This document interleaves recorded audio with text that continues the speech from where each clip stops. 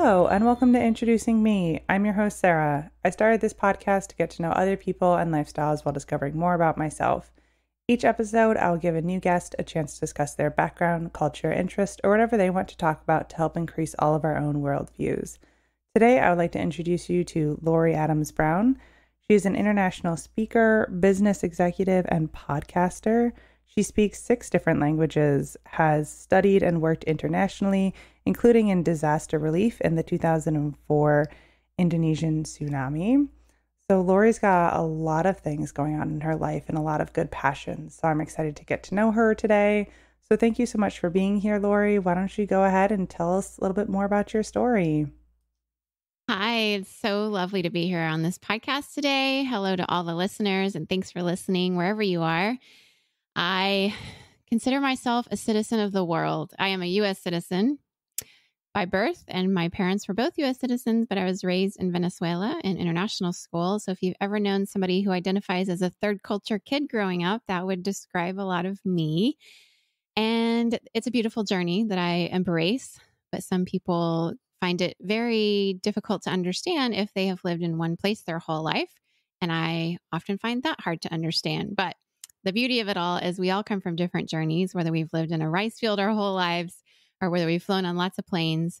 I think there's a lot of similarities about ways to live this human life that I have found as a podcast host. So I, much like you, love to have people on my podcast to talk about their journey. So it's an honor to be here today, being able to speak about some of the things I've learned and experienced throughout my many years of life. Great. So can we start off with what it was like growing up in Venezuela, like not being born there, and then what schooling was like? Sure. Yeah. Just love to talk about my years there. It's changed a lot. So I did grow up there in some of the really good years, I would say. The 80s and the early 90s were a pretty special time for me growing up there. I lived in a city called Valencia, which was just the absolute best. I had such a great growing up. I grew up in, this tropical Caribbean nation, which was at that point considered a model democracy for South America. We had a pretty good life there. Near the beach, we could spend 40 minutes on a Saturday, many Saturdays. We would go driving down the mountain into the Caribbean Ocean and pick an island to go to by asking a boat to take us whichever island we chose. So it was pretty idyllic life in a lot of ways. My international school gave me friends and perspectives of people all over the world of different faith backgrounds and languages and foods, and just felt like I had a little microcosm of the world right among my friend group and on the sports teams I played on at school and the clubs I was involved in, spend the night in their homes. So just grew up with a lot of diversity in that environment. Also grew up bilingual Spanish-English because Venezuela is a Spanish-speaking country. And that was a real privilege and blessing in my life, which to this day, now that I live in California, circle around all these years later, get to use my Spanish where I live now, which is kind of fun. But yeah, life started off for me pretty great in Venezuela, I must say. So obviously, you just mentioned that in California, you can still use your Spanish. What other languages have you picked up? Yeah. So, in my international school, if you were fluent in Spanish, you could move on to French. So I was able to do that starting in 6th grade and studied that, middle school and high school. My teacher was from Paris, wonderful woman. And then in college, I studied Arabic. I'm not fluent in either French or Arabic, but I did study them. And then I moved to Indonesia after my master's degree. So I lived in Indonesia 10 years and learned Indonesian fluently in order to work there. And then I lived in Singapore 10 years after that. And the indigenous language of Singapore is Malay. So I speak Malay as well. So what were the different cultures like living in Indonesia and Singapore for about a decade? Yeah. 10 years of Indonesia was mostly in Sumatra and worked in a nonprofit and did some learning and development kind of roles to help people we had a partnership with the Indonesian government to help the English teachers increase their level of English. So that was pretty exciting professionally, but also just life-wise, there was a civil war going on. So whatever that looks like, if you can imagine. It was pretty intense early on with the Civil War, although I lived in Banda Aceh, and that part was a little more protected during the day. So the way the Civil War worked during that time in the year 2000, especially, basically the war in Banda Aceh would mostly happen at night. But in the other villages around the area, it could happen any time of the day. But they would try to keep the fighting away mostly during the day so people could go to the market and get their things done. But as soon as the sunset call to prayer, you would hear the call to prayer. Everybody knew, go inside. The public transportation is going to stop. And wherever you are, you're going to be there till tomorrow morning. You shouldn't really go out. So that's sort of how that happened. We just kind of didn't do anything at night. And then 5 years into my time working there, that's when the big Indonesian tsunami hit 18 years ago. So that was a whole other ball game. Obviously, it was the largest disaster of our generation and really intense.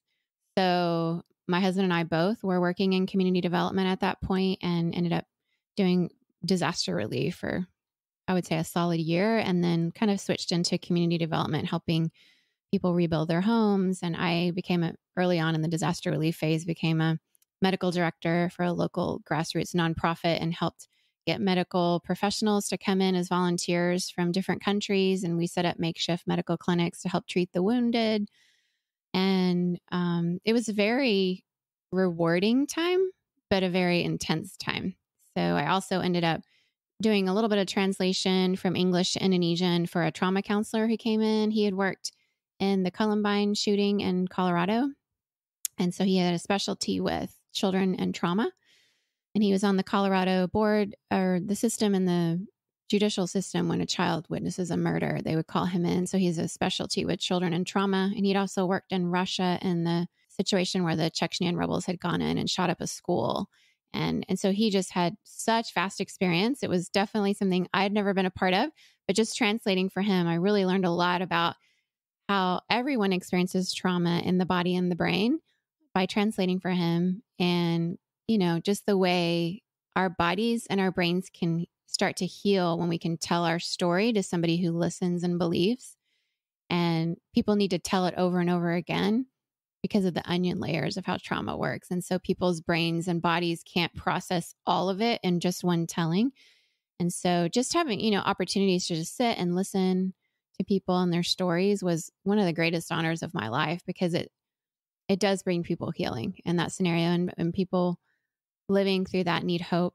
And a year later, on the anniversary of the tsunami, we noticed a lot of our friends and people we knew in the community, they just couldn't bathe that day. They couldn't be near water. And so I just remember how strange it sounded, but because I didn't experience the actual tsunami. We were at my parents' house in Thailand on the day for Christmas that year. But came back within a couple days and helped with the relief. So I didn't experience the actual tsunami, but knowing how the body keeps the score, and I've heard many stories about this with trauma and how your body just knows on that anniversary somehow, and it just shows you what it's going through. It's the body, the brain, the soul are all just so connected. And so, yeah, it was just, I learned so much during that experience, and how important it is for us as human beings that all around the world experience various forms of trauma, big or small, there are similarities, even though our languages and religions may be different. The Achenese have a Sharia law in that province, Aceh province. So the whole 10 years of living and working there, I was, living under those laws of wearing hijab and that type of thing in order to be respectful of their laws and their culture. But no matter how different it might be for a Westerner and an Easterner, or somebody who's, a Christian or a Muslim or whatever, that there's an experience in humanity that we experience trauma in pretty similar ways, whether you've been a Vietnam War vet or you've been abused as a child, or various types of abuse that can cause PTSD and complex PTSD as well. I just learned a great deal. And I do not want to be a therapist. I learned that much, but I learned how to just be a caring friend and help people just when they experience trauma, to just be a good listener and hear their stories. And that was something the Achenese taught me, that I care very deeply about, and I hold very special in my heart, those stories of my friends. Yeah, and it's very important to make those connections and realize that. So, what was it like then? Like, you weren't there for the actual tsunami, but you could have been. So, what was that kind of like reintegration process? Yeah, we had been living in the province of Aceh, and then a few months before the tsunami hit, the Indonesian government had pulled out all foreigners. There weren't many foreigners in the province at that point, but there was a situation in Aceh province where a German tourist was in a tent on a beach camping, and an Indonesian military, without seeing who was in the tent, called to them in Indonesian, but they didn't speak Indonesian, so they didn't come out, and they shot and killed them without seeing them. So the Indonesian government was afraid that would get them in trouble with the world, of how they were actually doing a lot of atrocities to the Achenese people. And there were a lot of mass graves that Amnesty International was uncovering and that type of thing. And so in order to kind of keep it hushed down to the world, they didn't want that really causing them trouble. So they just said, well, we'll solve that problem and no foreigners can be here. And also it meant nobody could tell the world what was happening anymore. So they were honestly just locking the whole story down in a lot of ways.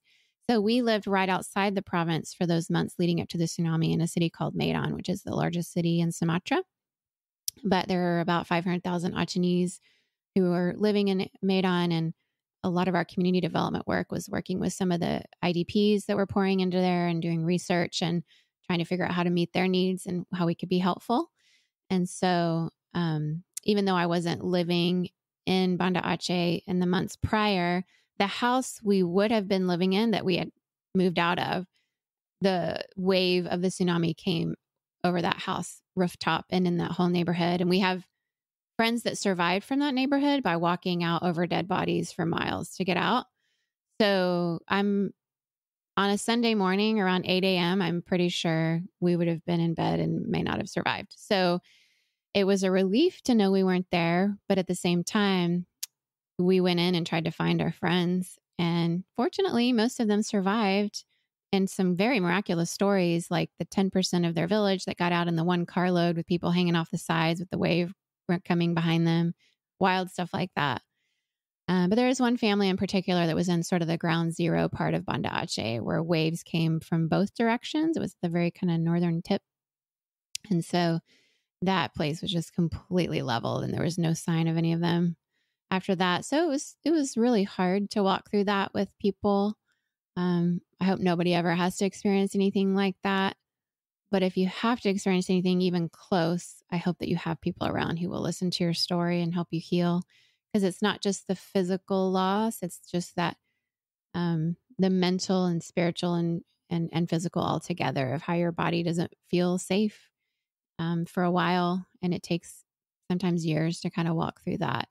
So yeah, it was one of those lessons, like I said, about humanity and how we're all the same, but also finding the unique differences of what was going on in that province and helping people to celebrate their culture coming out of it and be culturally appropriate in ways that we helped.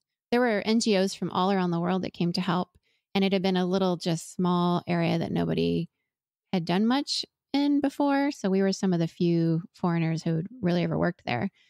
But once it happened and the world noticed, and everybody wanted to come. So I was a liaison with the UN early on as one of the first, only foreigners that could really speak into sort of like the culture and how to be appropriate.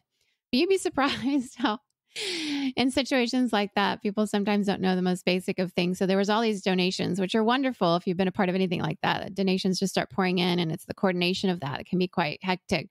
But people were donating from all around the world, and then they were getting things like pork and beans, but like Muslims are halal and they don't eat pork. So we just had to kind of, I don't know, what are you going to do with those? And then people gave tents, which is very kind, but they were like cold weather tents for like, snow. And this is a very hot tropical island.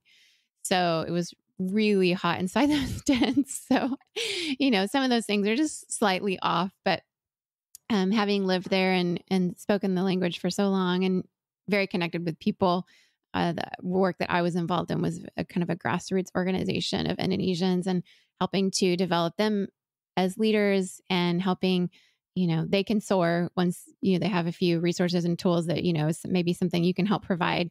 But to this day, some of the people I worked with and kind of recruited onto the team I was leading and in our medical clinics and some of the villages we were able to be impactful in are just really special because some of the people that I was able to lead on my team have gone on to do incredible things throughout other parts of Indonesia, up into Malaysia, and even have moved to other countries. And so when you walk through something like disaster relief with people, it's a special kind of bond that you have. And so I definitely have those kind of relationships still to this day. And that's great to hear just how you were able to handle everything and how then you still have those connections. So what sort of things led you to the various places you've lived in? Yeah, I think part of it would be I mentioned earlier that I definitely didn't grow up with ties to just one place. So I think the experience of growing up in a country that wasn't my passport country and having the experience as a young child of my parents leaving their country and going to another country. We lived in Costa Rica for 1 year before Venezuela, and I had an international school experience there too, and friends that I still know from that very early, like early elementary kind of time. But I think that experience just meant the whole world was an option for me. And I ended up majoring in college in sociology and Spanish. I was a double major. And then I went on to get a master's in intercultural studies. I've just always been fascinated by cultures and languages and the ways people live life. So coming out of grad school, really, I had been fascinated with Indonesia as a place and had been there a couple of times as a college student. And even in my master's degree, just had visited. So an opportunity came up to work there and I was excited to do it and loved, the 10 years there. In Indonesia, for those who've lived in Southeast Asia, it's easy to travel throughout Southeast Asia. So Singapore is very close to Indonesia, close to Sumatra. And it's where a lot of people would go on a visa run or medical care is really good there. And so we had visited Singapore as a family quite a bit throughout our years in Indonesia. And so then a job opportunity to go to Singapore came up around the time we were feeling led to look for something else. And so that worked out for our family to move and live there for 10 years. And the Singapore years were really where my kids feel like they mostly grew up.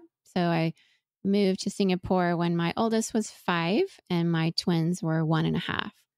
And so living there 10 years was pretty much a lot of the significant growing up years. And it's a beautiful place. It's a wonderful place to live. It's the most religiously diverse nation in the world. So just had friends from all different ways of thinking and different types of food. And a million expats live there and work there, at least during that time. So if you've seen Crazy Rich Asians, like it tells you part of the story of what it's like to live in Singapore. But it's, obviously the food is a real draw. So. And so then what brought you back to the States? Yeah. So coming back to the States really wasn't like coming home, even though it was the passport country for me and my husband and all 3 of my kids. So really we're all 5 third culture kids, which is nobody knows where they're from really. But a job opportunity came up for both my husband and I to come here. And at the time we just both felt led to do it. It was just some different circumstances were happening around that time. I don't know if you've ever had those times where you're like, something's next, and then it just kind of comes to you. So we weren't like going out and just like spending really a lot of time thinking about where to go as much as we're both people of faith. And so spending a lot of time just praying.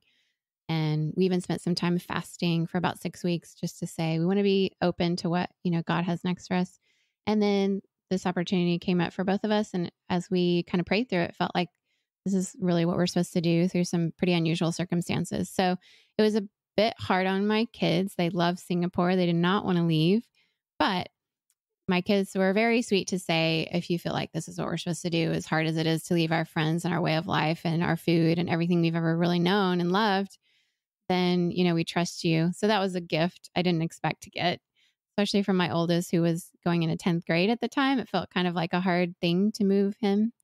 And then, two who were in middle school. Just, your friends matter at those ages. So yeah, we moved here just in time to hit COVID. So my kids may not forgive me for that part, but we had no idea that was coming. So Right. You could not have planned for that. no. So do you think you'll be in California for a long time, or is there somewhere else that you might want to end up?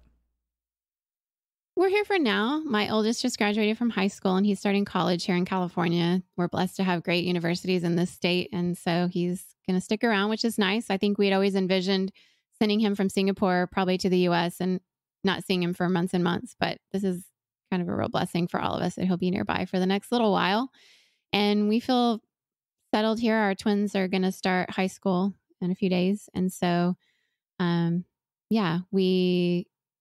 it's not that we want to be here probably forever and ever and ever, but we're here for now and we love it. And if you've been in the Bay Area at all, it feels like the whole world lives here. So it's similar to Singapore in that way where, I can get my arepas or cachapas from Venezuela and, did that on Sunday at a restaurant that's a favorite in San Jose. And then my husband can get his Thai food and Indian food. And we all love all those foods mutually. So, and then we have a lot of Indonesian friends here. And then this is where more Singaporeans live than anywhere else in the US. A lot of Singaporean friends. So all of our people and languages and foods kind of converge here, which is nice for now. But yeah, I don't know, like I'm one of those people, especially once my kids are kind of more grown, I could see myself maybe living overseas again at some point, depending on if a good job opportunity came about. I think my experience in disaster relief and development gave me an ability, especially that time of being a kind of liaison with the UN and seeing the different ways different nonprofits work and what's a good way to do it, what's not a good way to do it. There's a book, When Helping Hurts, that's a really good one if people are involved in any kind of relief and development like that. Because, some of us could have sort of more these white savior type approaches, which are not helpful. And it's not always white savior. It might be Chinese savior or something. I mean, it might be various forms of it, but like, when we go into another culture, having cultural humility is really work that we have to personally do, that we don't bring in our American or our British or Australian or, Singaporean ways and assume we know everything, but going in with a lot of humility, which I would say I learned growing up from watching how my parents did that. And then just being with so many different friends from around the world and just realizing no one culture is just the absolute best. No one country is the absolute best. And carrying that kind of cultural humility is really important. So yeah, I wouldn't be surprised if I didn't live overseas at some point again, live abroad. It's an enriching experience. And I encourage anyone who has an opportunity to do that. But even if you don't, I encourage people with whatever budget you have to travel, because I would say travel has really enriched my life quite a bit. And so in our family budget, we definitely prioritize travel, and I've learned how to be quite frugal at it. Highly recommend if you go to Europe, Rick Steves, everything Rick Steves. You can even check his books out from the library, but we've gone to a lot of his picnic spots. There's one in Paris that was a favorite of ours, and a little street where you can buy your cheese and your meat and your baguettes. And at the end of the street, you can sit there and look at Notre Dame. So Rick Steves, for sure, if you're trying to do, and we do his audio tours. We just went to Scotland for our 25th wedding anniversary. And if you see pictures of us with our AirPods in, it's because we did the free Rick Steves audio tour, which we often do on the Royal Mile next to Edinburgh Castle. So yeah, I think that travel, living abroad has really given me a lot of diversity of perspective, a lot of humility, a lot of skills on how to work in a global company of any kind or an organization that has and values diversity. My time abroad has really helped me learn that just by osmosis, which I'm really grateful for. Right. So what would you say for someone who maybe hasn't had as many cultural experiences as you have to like learn cultural humility? Yes, it's just a lot of internal work that we have to do. And one of the best ways I would say is to just read books by or watch movies about or maybe listen to podcasts by people who are really different from you.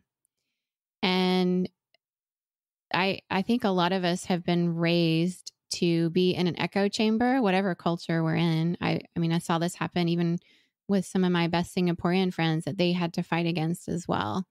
Where in Crazy Rich Asians, if you watch that movie, which once again, I think is great. My family loves that movie, but watching it in Singapore with our Singaporean friends too, it's very much the Chinese perspective on life in Singapore. It's also the perspective of the upper crust, right? So it's a Singaporean who wrote the book, and he's from that upper crust of Singaporean Chinese life. But there's no Malay people in that movie. I think there's a couple of Sikh guards at one point in one of the homes, and they have a little silly scene, which is fun. But for the most part, you're seeing that through the lens of a very wealthy Chinese Singaporean. And there are many people like that. And they're my friends, and they're wonderful people. And, you know, that is one perspective. But if that's what you thought all Singaporeans were like, then you would have missed it. So any of us, wherever we're raised, we have to be very intentional about realizing we have a lens, whatever that lens is, and just learn to name it. Like, what's your lens? You know, my lens is a white girl raised bilingual in Venezuela who went to international school and then lived in Indonesia and learned that in Malay. And like, I see it through those lenses, and I've had white privilege wherever I've gone, even if I've been a minority most of my life. And there's still been a privilege with that because I was an expat living abroad, and I wasn't, you know, I went to church growing up with some people who are still my dear friends and have taught me a lot about faith and suffering in a lot of difficult circumstances, such as the Chavez years and now the Maduro years that Venezuela has lived under, which were very different from the years I grew up in Venezuela. But even in the years I grew up, the churches that I was involved in, which were mostly really small churches in a largely Catholic nation where Protestant churches were certainly the minority for sure. But even in those churches, most of it was in, you know, not the wealthy part of town. So I had Sunday school under the mango tree with my little friend Daisy, and we were 12, and she died of malnutrition. And that's one of those markers in my life that just gave me a lens on what it means to be malnourished. Like, I'll never read or research about being malnourished or work in international development in a way that I don't see that about my friend, you know. And she was very sweet. The last I saw her, she was in a hospital bed, just wasting away. And a lot of it is the lack of education and opportunities her family had with 12 children. And she was the oldest, and her dad was in and out of work for various reasons. And when he would get a job, sometimes the choices he would make for buying food for them were what made them happy, but not really what nourished them, because of just a lot of lack of education around nutrition that he didn't really have. And so he loved his kids, but ultimately you see things like that. And so I think pouring yourself into the stories and lives of others, whether it's through books or movies, where your people aren't centered in the story. So if you're a man listening to women, and if you're a white person listening to BIPOC and their stories, and people from different nations too, because really it's something we can all do if you have a library card, or listen to free podcasts. So I definitely recommend that. I would say, even for me, I was raised to, I think most of us are, to prefer male voices, whether we're conscious or not. You know, even in podcasting, I have a lot of female podcast friends, and it's a pretty special community where we try to support each other. But I think the statistic is right at maybe 15% of podcast hosts are women, which is always surprising to me because they say we talk so much. It's like, how are we not dominating the podcast space, right? Like, that should be the one thing that's just a guarantee. But even that. So I've had to be intentional about reading books a few years ago by women, because I, you know, even in my master's degree, most of my textbooks were written by white men. It's just how it was in the 90s. And so listening to or reading books rather by BIPOC and women especially has been really important to me. So I like to read, well, you know, a lot of theology books. So my lens on the Bible, even though I speak 6 languages and I've read the Bible in multiple languages, and of course English has many translations of the Bible. Even so, reading theologians who are mujerista theologians, which are Latina theologians, and then also womanist theologians who are African female theologians, have really helped open stories of the Bible up to me in new ways. So the story of Hagar, for example, seeing it through the lens of a womanist theologian just gave me different nuance that I hadn't noticed before. So I think that reading people who have a different perspective is if you're a reader or you like audiobooks is a great way to start if you can't travel. But if you can, please travel. And so you've mentioned how important religion is to you. So at any point, was keeping your faith in these various different countries difficult for you? Yeah, I'd say there was a moment in the tsunami when my husband and we had a baby at the time, our firstborn. He was not even a year old. And my good Achinese friend lost her baby, and a lot of babies were lost. And her baby was a few months older than ours. And I think her baby's about 15 months old. And it was hard. It was like, wow, how can this be? How can this, what is going on? And my husband and I kind of had a conversation that really will always remember, which is, I don't know if God doesn't do something great out of this, I just don't know if our faith can handle it. We just my husband said the words, but I kind of felt it, too. And then over time, we did see some pretty great things come out of it. We don't still have questions. I still do have a lot of questions as to why those things happen. I know that for sure we're not taking care of the planet the ways that we should. That's pretty obvious. Climate change is horrible. It's not going the right direction. We're not doing what we should with our governments. We're not making the choices we should make. We're all complicit in a lot of ways. Some of us a little, some of us a lot.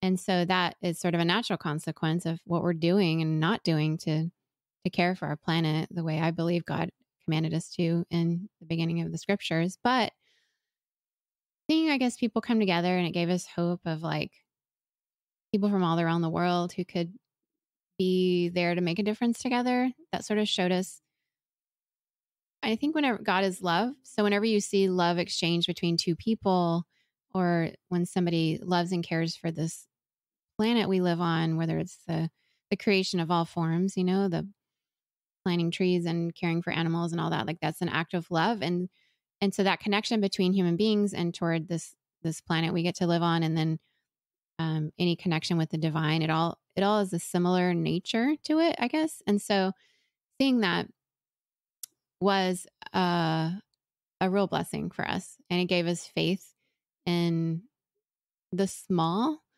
I think a lot of times we want to see these big seismic shifts and these huge movements, and sometimes we get to see those. But my understanding by reading the scriptures is faith of a mustard seed could move mountains. That's one of the scriptures that's really special for me. And then Jesus described the kingdom of God like yeast that makes an entire dough and bread. And so it's like these small things that can spread and be great. And so that was sort of the experience that we saw there, was something that seemed to start small and grew through the lives of people. And then whole communities were starting to be restored over time. So we left 5 years after the tsunami had happened, and had seen a lot of growth and change. Rice fields had been desalinated, homes had been rebuilt, and we had brought in a guy from the States who had worked in high-end real estate to help with homes that were much more simple, to have rainwater harvesting units on top so people could have clean water, and rebuilt entire villages in a way that was retrofitted for earthquakes. And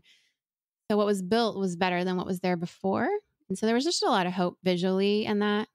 You can never replace a child by having another child. You'll always mourn and grieve the loss of that child. But you could see hope and restoration and resurrection happening.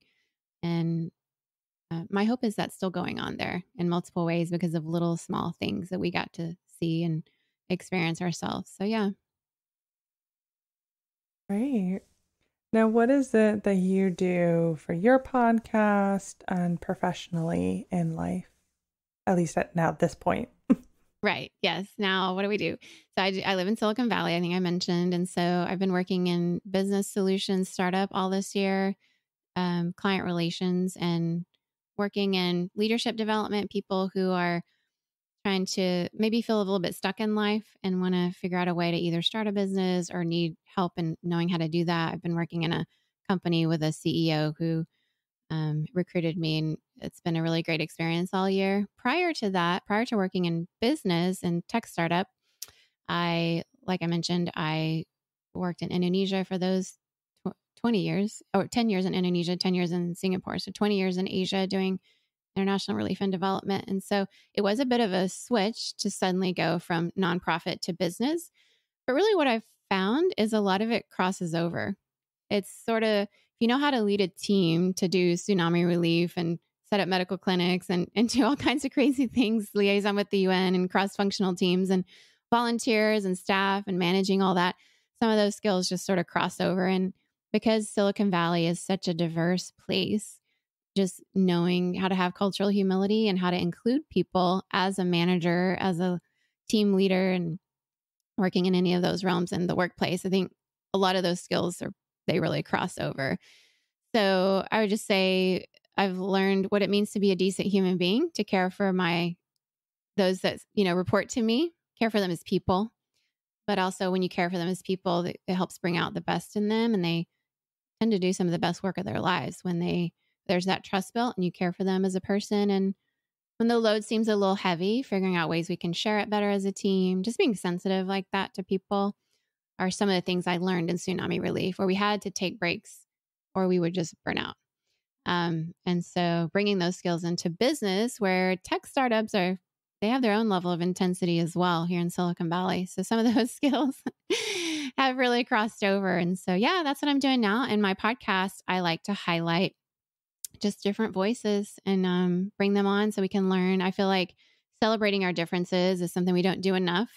I mentioned before, there's a lot of common humanity that we all share, but we're all unique and our differences are important. And we're not just a cog in a wheel. If you're in a company like that, I hope you find one that's not that way, because it's just not a fun way to work. It takes its toll on us, but we're human beings. And so I love to celebrate that on my podcast. And then also, I believe very strongly that, and the statistics are very much there, whether it's in business, nonprofit, or faith-based work, that the more diversity you have around the table of decision making, the better your decisions are going to be.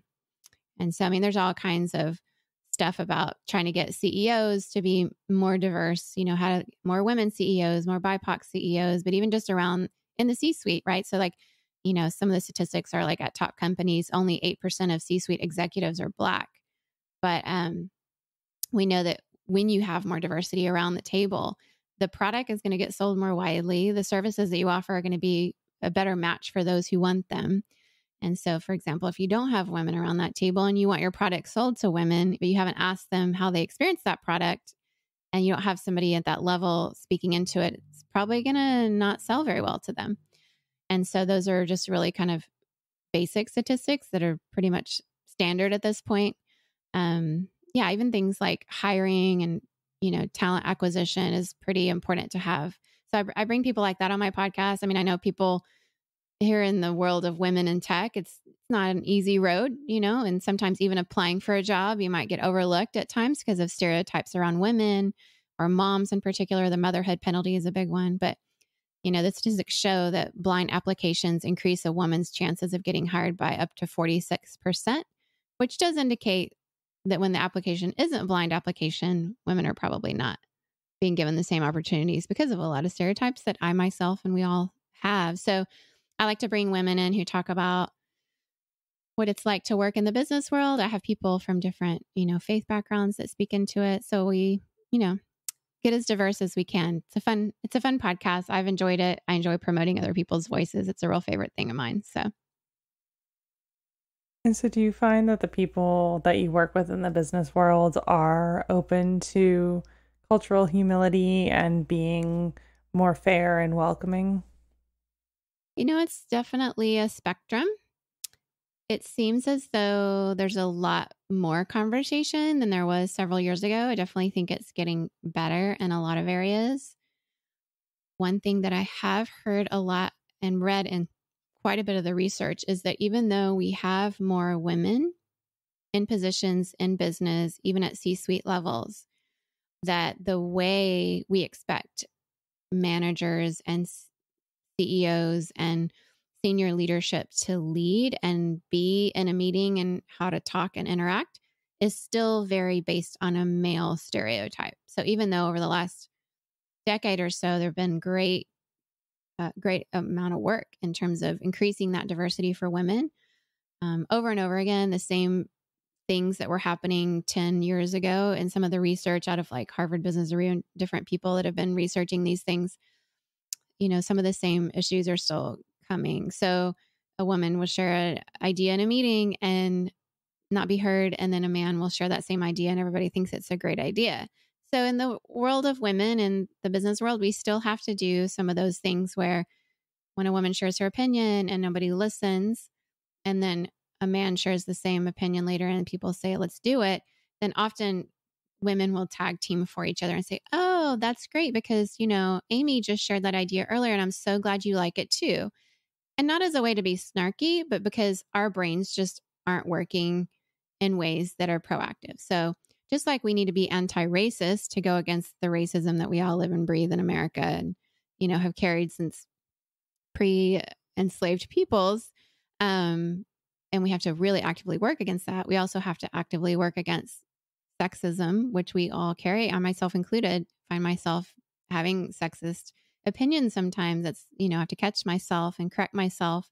So being anti-sexist is important. And some of those strategies are really helpful for women in business. And also the whole man-interrupting, that's become more of a thing. My Gen Zers, they're so aware of it. In fact, my 14-year-old recently asked me, he was saying something. And then he's like, wait, did I just mansplain you? I mean, he asked me about something he just said. And I said, actually, no, I literally had no idea whatever you were saying about Marvel. It's not mansplaining because I really don't understand Marvel. So please do tell. But the younger generation, Gen Z, has been a little more raised with these concepts, which I do find hope in and feel like we've at least done a better job there. And I hope we do the work for my daughter, my boys, for this next generation. So they're not having to still face the same problems in meetings where our stereotype of what it means to lead at a high level in a company, in a business, or in politics is the way that we stereotypically expect men to show up. Because I think women bring something different and we need those differences in the workplace too. Definitely. Now, is there anything else you would like to share with the listeners today that I might not know to ask about, or some advice? The floor is yours. That's such a nice question. I would just say, there's just a lot of stuff going on in the world. I think the last couple of years of COVID have been hard on everyone. And if you have anything additional going on in life, like you're raising a child with a disability, or you just got laid off from your job, or, you're going through a divorce, or you're experiencing domestic violence, or just a plethora of things, toxic workplaces, that you're dealing with at work. There's just so many things, anything that's a double layer on top of just like pandemic craziness people have been dealing with. It can be a lot. And so, yeah, I would just encourage people to be kind, be understanding, and stand up for people. If you're at a workplace and you see someone being bullied, don't be a bystander, because some people may not be able to stand up for themselves because of all those same things. Maybe they're just so broken down. And even though here in California, we have some pretty great laws around protecting people from hostile work environment and harassment at work like that, it still takes people to just not be a bystander and watch a bully hurt someone. And that you need to stand up for that person. As a mom, my kids went through those elementary school years and middle school years where they would come home and talk about bullies. And it's hard. I mean, we all remember those years. It's hard to stand up and speak out for your friend, but those things really do help, especially if somebody's so beaten down by life. Sometimes they're the first person that the bully goes after. So yeah, if you're in a workplace like that, or if it's in your faith-based space where you're at, or just even in the nasty politics and polarization we see in our societies right now around the world, or the cyberbullying or whatever, just, yeah, stand up for people, because, there's people in the world that haven't dealt with their trauma in the ways we mentioned earlier in the podcast. And if you don't deal with it and you take it out on others, you really need to stop, because people are dealing with a lot of stuff. So that's one thing I would end with, maybe as a mama bear, and also as somebody who's seen toxic work environments and seen people get hurt, and know that, it's just, when you have an opportunity to be anything, just be kind. Just be kind to people. And those are some great words of advice. And I think just kind of even throughout this episode today, like the things you've talked about and how you don't just focus in on one thing or one walk of life. Like you can really tell that like you've taken the time to realize how many other people are out there living different lives than your own. And it sounds like you're able to bring that in various facets of your life through work or through your children. So I think that's really great. Thank you. It's been an honor to know so many different types of people. I hope I have many more years to meet many more people, even some of the people listening today. I'd love to meet you in person if you're in the Silicon Valley. So send me a message. Well, at the end of all my episodes, I do ask all of my guests a random question that doesn't have to do anything with what we have talked about today. So my question for you is, what is your best hot take? Oh, hot take. Ooh.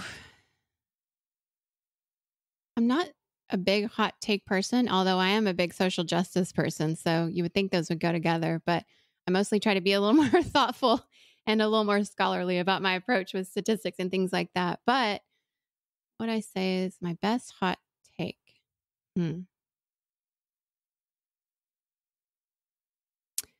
So maybe it's the January 6th stuff. We're just going to get all political, aren't we? So I don't know how your people feel about January 6th. And you're in Pennsylvania with all kinds of U.S. history nearby you. But yeah, I had a guy on my podcast a couple weeks ago, Dr. Paul Miller out of Georgetown University. And he's written a great book called The Religion of American Greatness, about the dangers of Christian nationalism. So as a person who's lived in many countries around the world, Venezuela had coup attempts when I was growing up. There were some wild and crazy things in Indonesia after 9/11 where my Muslim friends actually protected me and cared for us, even though Laskar Jihad was trying to sweep us out, and all these crazy narratives that you hear. Some of it was true and some of it wasn't true. It's just a lot of nuance that people have. But I think living in the U.S. and seeing the events of January 6th happen as a person who's seen countries taken over and democracy not work the way it's supposed to and horrible, horrible things happen, it was, it was unacceptable. And so to see the January 6th hearing happen a few weeks ago with this one really brave 25-year-old whistleblower come out when these like 40, 50, 60-year-old men are just staying safe and not saying anything and being bystanders watching her get bullied. And just to see her bravery at 25 go out there and just, we knew what she was going to face. But yeah, I just think we owe a lot of respect and care for people like her. And then others followed. Women whistleblowers, just, they really get hit hard. We don't prefer women's voices, but we really don't like it when they call us on our crap. So seeing that happen was disappointing, but it's also encouraging. I have a lot of faith in this younger generation to stand up and do the right thing. So that's my hot take.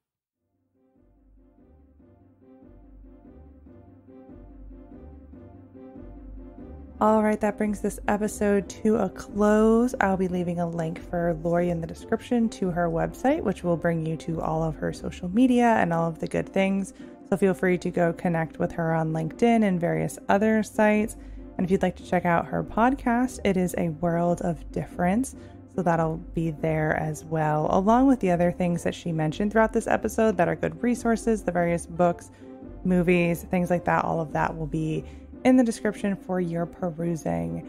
And if you would like to connect with the podcast here, our website is in the description as well. That brings you to all of our social media, Instagram, Facebook, and LinkedIn. So feel free to go connect with those pages. And if you'd like to support the podcast monetarily, a link to do that is in the description as well. That is always appreciated. And my email is in the description, of course. If you would like to connect with me and be a guest on the show, I would love to hear from you. So thank you so much, Lori, for spending time with me today, and to my listeners for taking the time out of your day to hear a new story. Until next time, bye. Bye.